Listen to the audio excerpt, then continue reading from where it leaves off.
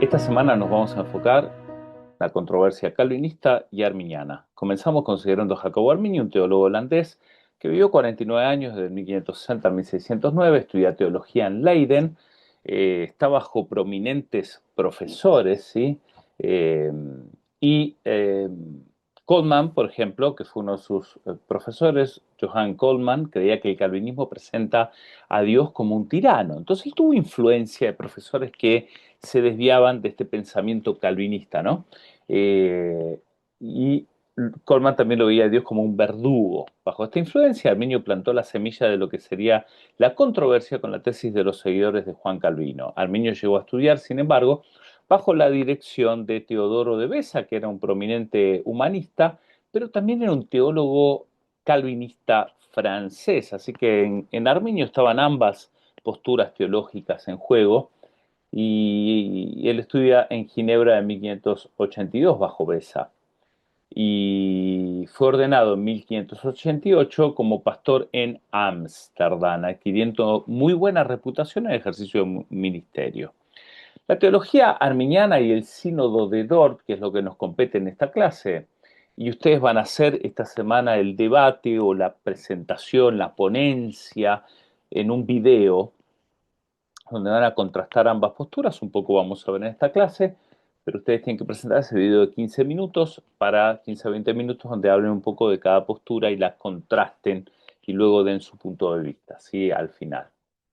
Todo esto sustentado con textos bíblicos, ¿no? En el año 1589, Arminio debería defender la doctrina calvinista de la predestinación contra el punto de vista de Dirk Volkerson, Conhard. Pero Arminio concluyó que el punto de vista calvinista era insostenible e introdujo modificaciones al mismo. Los debates que se suscitaron en Leiden entre arminios y gomarrus terminaron por producir el enfrentamiento con repercusiones sociales y políticas de envergadura, tanto en Holanda como en el resto de Europa protestante. Ya vemos que la religión era parte del Estado, de la vida del Estado, ¿no? Y cuando había un problema religioso, ponía en jaque lo que es la integridad estatal.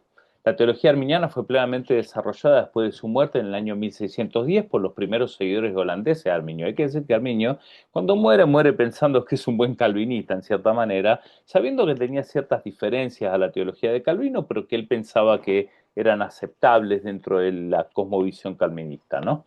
Y los holandeses que siguen a Arminio se los va a conocer como los arminianos, eh, que desarrolla un documento de 5 puntos de divergencia con el calvinismo clásico titulado Remonstrantes, ¿sí? Memorial o pliego de la protesta. Así se los va a conocer a los arminianos, remonstrantes, ¿sí? Y al documento de esa misma forma.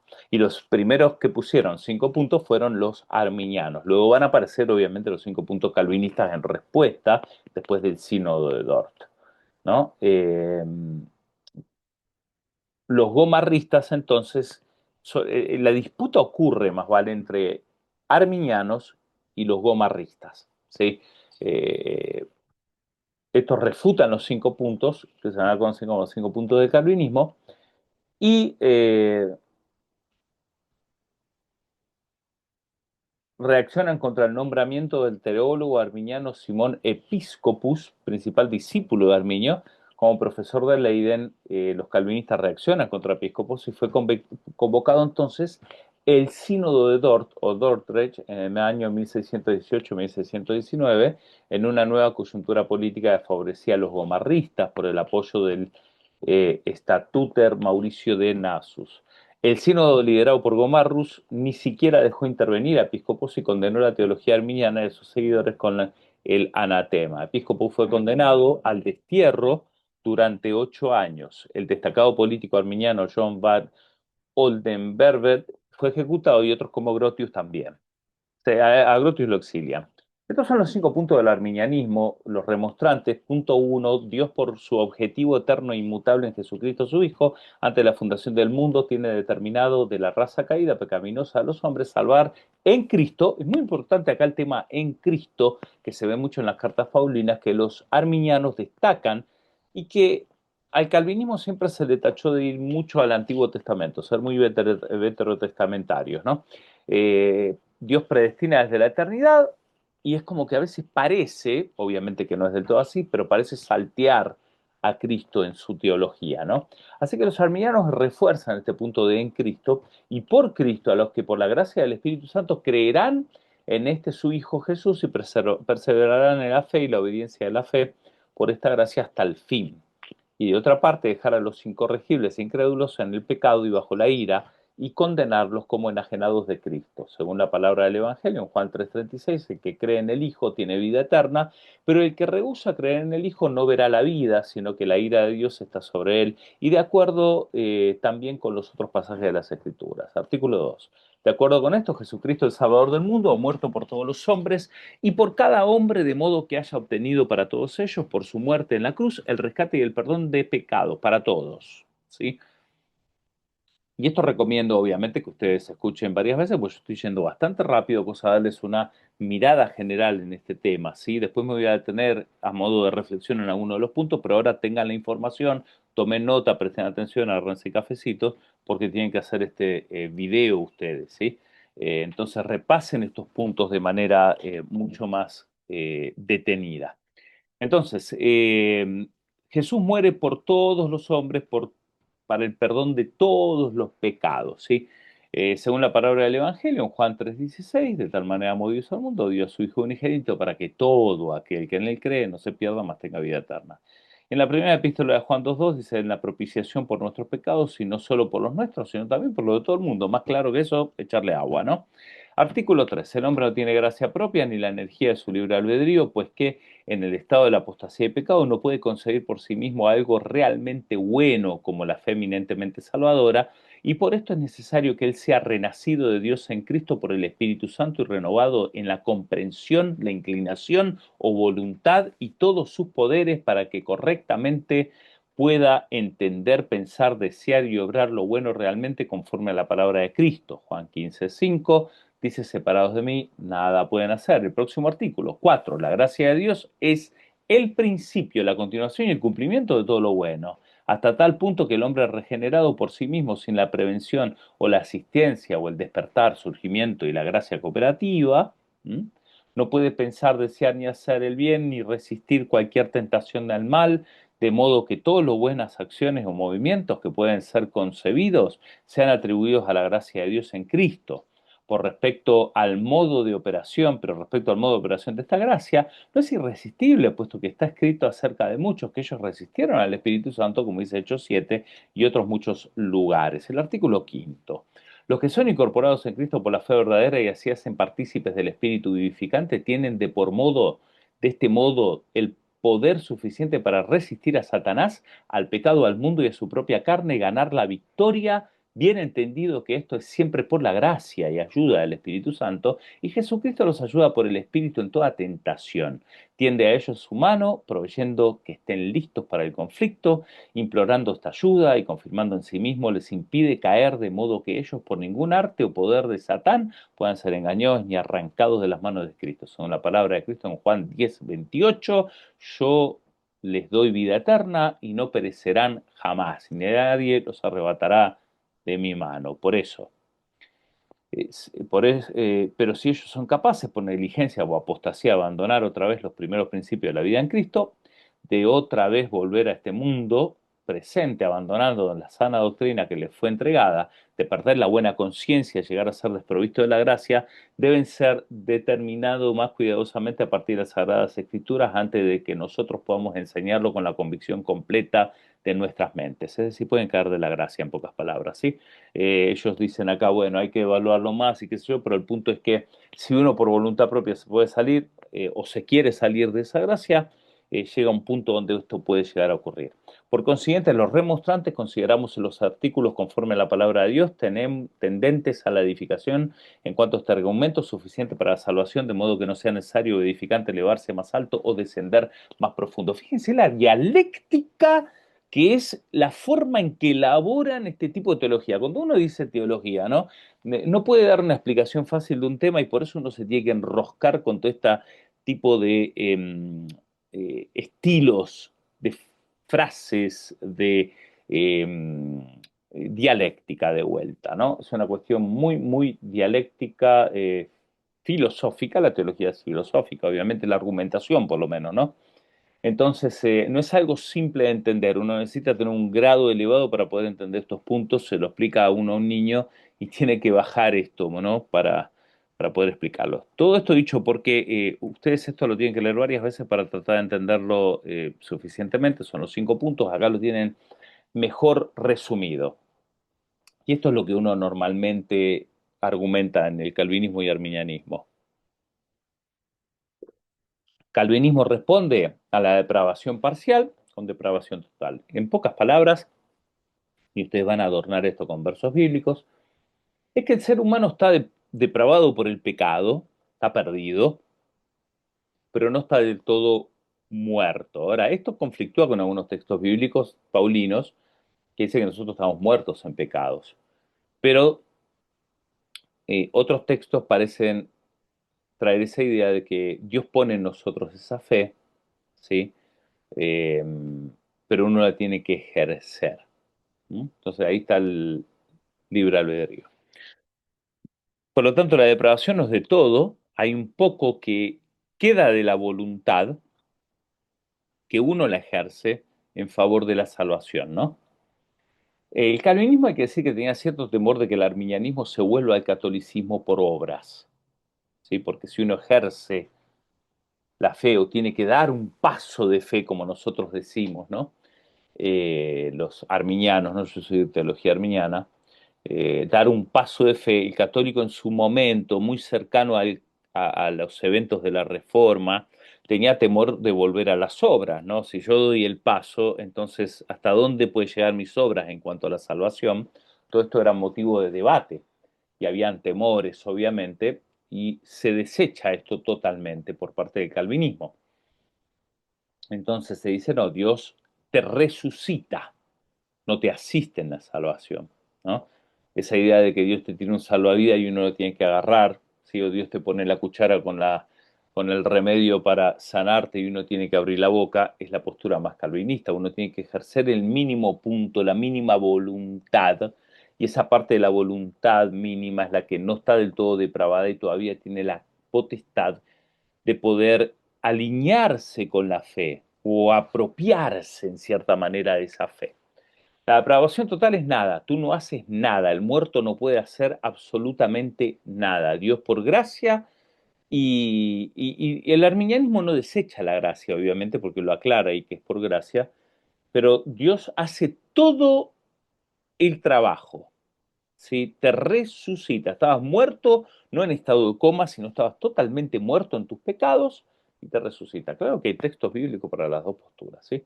Segundo punto, elección condicional versus elección incondicional, ¿sí? Entonces, la elección incondicional calvinista es que Dios escoge por el puro afecto de su voluntad, como dice Efesios, este sí, este no, este sí, este no, en cuanto a la salvación, ¿ok? eh, y lo hace desde antes de la fundación del mundo, sin tomar en cuenta absolutamente ninguna obra. En el arminianismo dice, Dios elige, pero elige en Cristo a aquellos que elijan a Cristo. ¿Ok? Entonces está Cristo bien elaborado en esta postura teológica, lo cual para mí, bueno, obviamente siendo de un corte un poco más arminiano que calvinista, ¿no? Lo encuentro mucho más bíblico, más eh, entendible en cuanto a la perspectiva bíblica, ¿no? O la teología bíblica. Esto también es un punto en cuanto a teología. Hay una forma de acercarse el arminianismo a la teología bíblica y el calvinismo a una teología mucho más sistemática, ¿sí? Entonces la bíblica es mucho más orgánica, se concentra un poco también en el contexto bíblico, ¿no?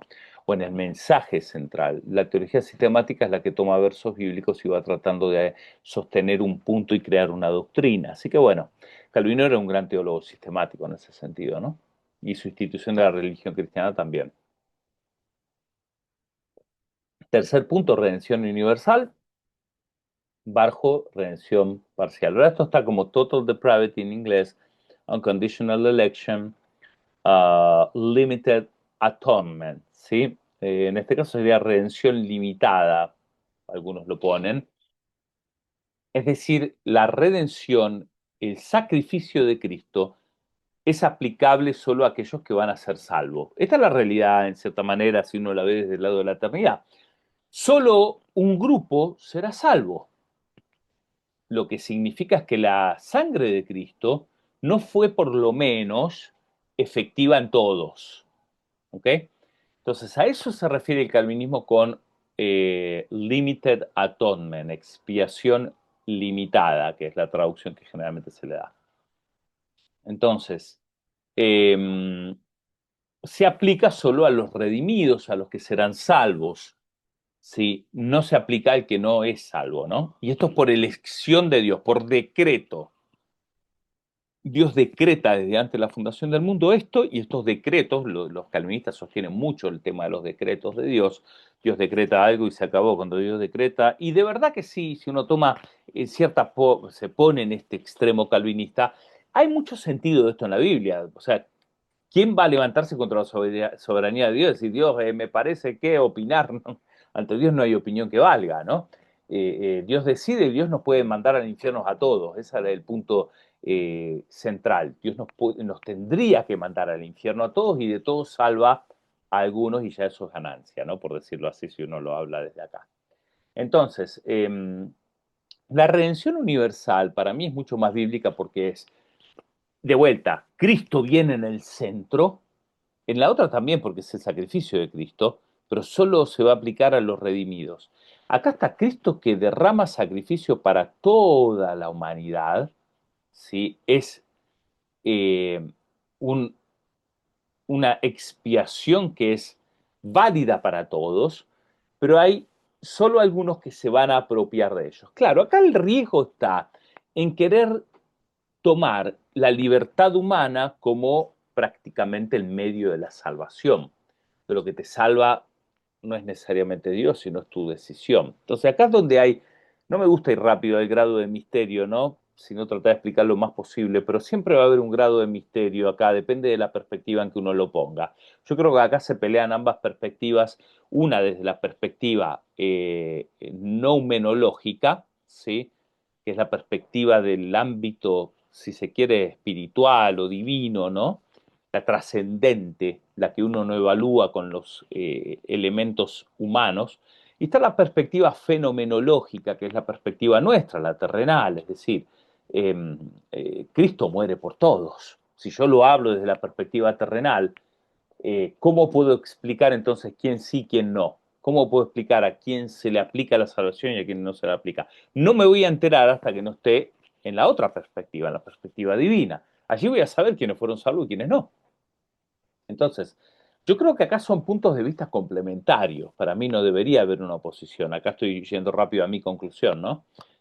Ustedes van a sacar sus propias conclusiones en su video, sino que son puntos complementarios. Dios puede decir tanto una cosa como la otra en la Biblia, puede sostener ambos puntos. No se contradicen, se complementan. Sugiero acá que esta idea de complemento versus contradicción se aplica muy bien también en lo que es los evangelios sinópticos. Si hay historias que parecen que se contradicen, no, se complementan. Son visiones, formas de ver el evento desde diferentes ángulos. Bien, la gracia irresistible, ya hemos hablado, se puede resistir, yo puedo caer de la gracia, son los casos excepciones a la regla.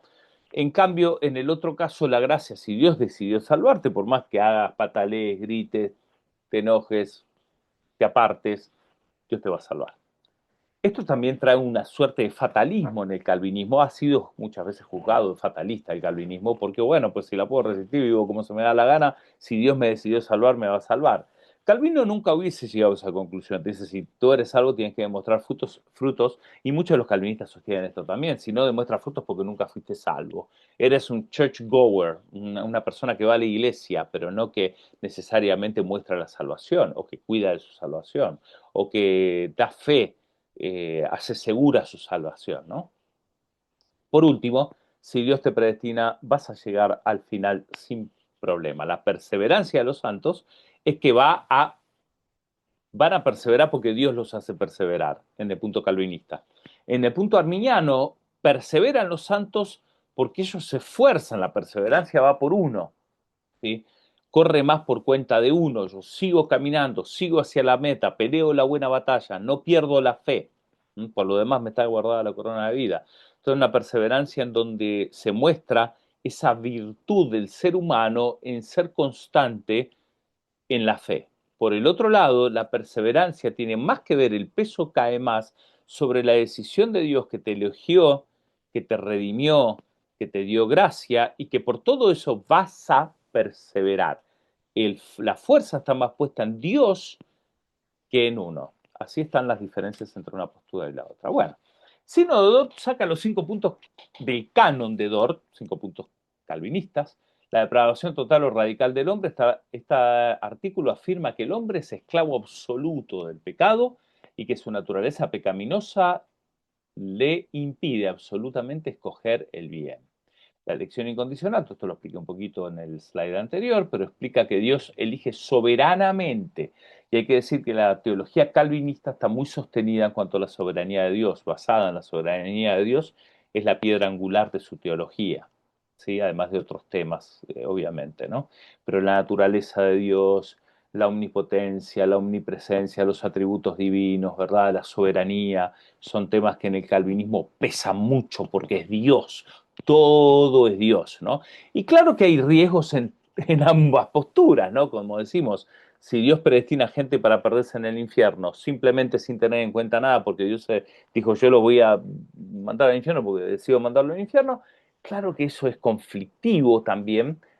También como decir que desde el punto de vista arminiano, uno elige y yo me salvo si yo quiero, la decisión, como siempre hacemos en los llamados al altar, es tu decisión, tú aceptas a Cristo, por ejemplo, una forma arminiana, yo acepto a Cristo.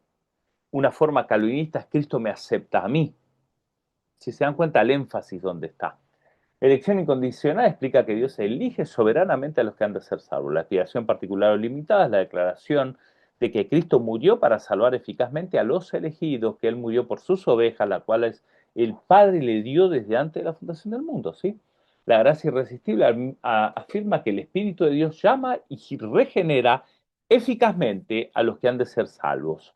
La perseverancia eterna de los santos declara que Dios persevera, Dios preserva a sus elegidos en santidad y arrepentimiento hasta el final para que ninguno de ellos se pierda. El énfasis más puesto en Dios, el otro, el énfasis trata de buscar un balance, pero al fin de cuentas se termina poniendo en el ser humano. Y todo esto se va a ver en las teologías y en las prácticas. Por ejemplo, en todo tipo de, o más que nada, mejor decir, en muchas denominaciones presbiterianas reformadas, eh, se hace evangelismo, se hace intercesión, pero está también esta postura de que Dios en tu soberanía tú decides, ¿no? Hay un cierto descanso, lo cual es bueno, en la soberanía de Dios. Por el lado arminiano, acá estoy hablando de extremo, ese descanso se puede tornar en flojera y en fatalismo, ¿sí? Ese es el extremo. El descanso está bien, porque es Cristo quien lleva las cargas. Del lado arminiano, uno hace fuerza mucho en cuestión de voy a interceder, voy a orar, voy a ayunar, porque todo esto son los medios que Dios utiliza, pero si yo no los hago, no ocurre. Entonces, uno puede llevar esto, o sea, todo esto está bien, mi esfuerzo, mi oración, mi ayuno, está bien, pero puede tornarse en un extremo donde soy yo quien bajo la gloria de Dios, soy yo quien por mi ayuno se salvan, si no ayuno no se salvan. Entonces, en el círculo arminiano está esta cuestión también de que la salvación casi cae sobre tus hombros. Si tú no predicas, no se salva nadie. Si tú no oras, y Dios te va a demandar. Ahora hay textos bíblicos, ¿no? Para todo esto.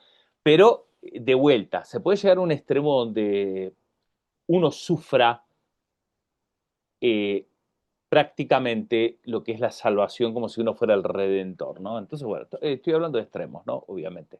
Los puntos intermedios y el balance está muy bien, el complemento está muy bien.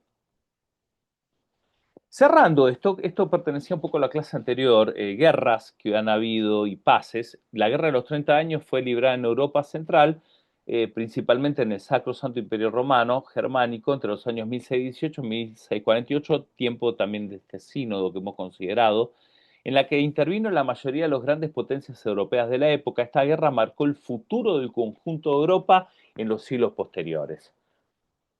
Aunque inicialmente se trataba de un conflicto político entre estados, partidarios de la reforma y la contrarreforma dentro del propio imperio, la intervención paulatina de las distintas potencias europeas convirtió gradualmente este conflicto en una guerra general por toda Europa. por razones no necesariamente relacionadas con la religión. Por ejemplo, búsqueda de una situación de equilibrio político, alcanzar la hegemonía en el escenario europeo, enfrentamientos con una potencia rival, etcétera. Durante el curso de esta, la población de este imperio se vio reducida en un 30%. Imagínense lo sanguinaria que fueron estas guerras.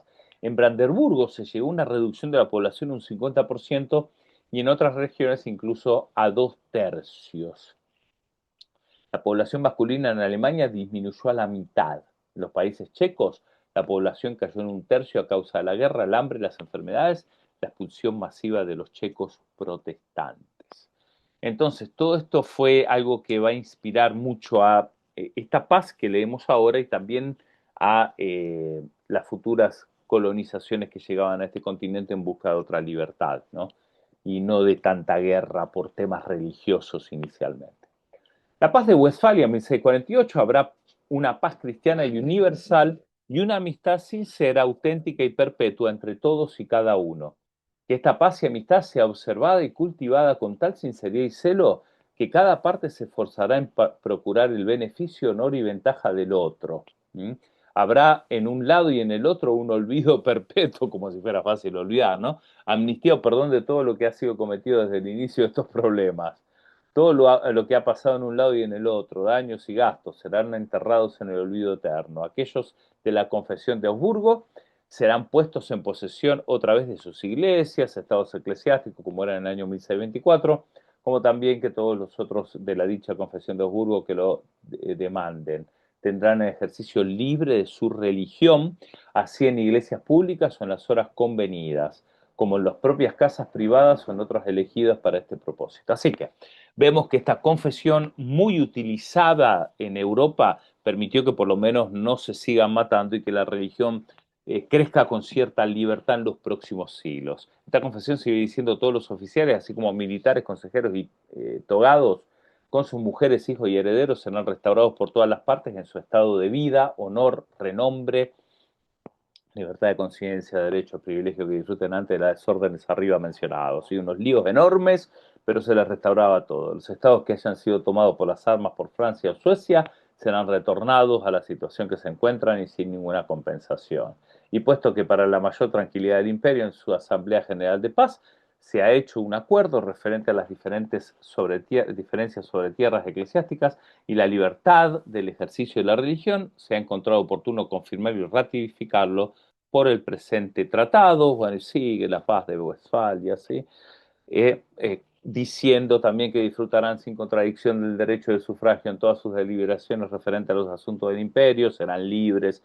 Todo este tema de la libertad empieza a gestarse en cierta forma a partir de esta paz de Westfalia, ¿sí?